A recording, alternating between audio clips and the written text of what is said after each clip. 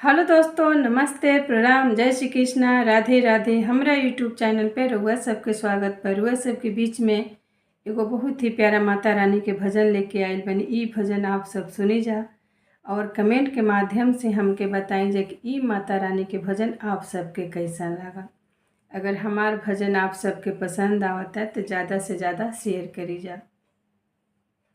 आ गईले मई के नवरातन बलम जगराता कराई दहो।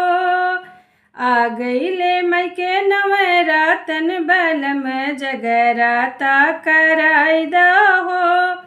मैया के मांग में टीका शोभे, मैया के मांग में टीका शोभे।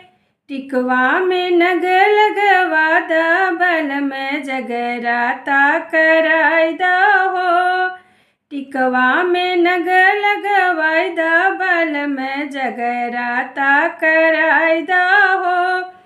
आ गईले मई के नवरातन बलम जगराता कराई दहो।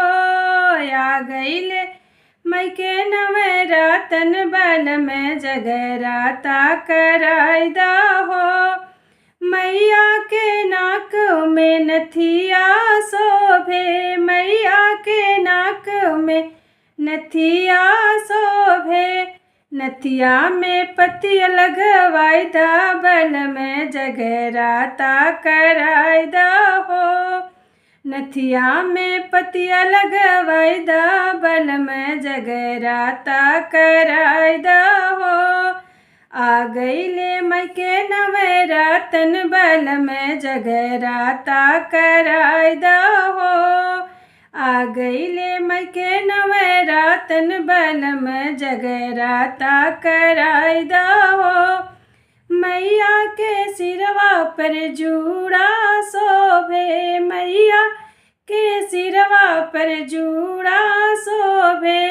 जूड़ा में गजला लगाई दा बलम जगराता कराई दहो। जूड़ा में गजला लगाई दा बलम जगराता कराई दहो। मैया के अंग में चुंदरी शोभे, मैया के अंग में चुंदरी शोभे। चुंदरी में गोटा लगवाई दा बलम जगराता कराई दहो। चुंदरी में गोटा लगवाई दा बलम जगराता कराई दहो। आ गईले मई के नवरातन बलम जगराता कराई दहो। आ गईले मई के नवरातन बलम जगराता कराई दहो।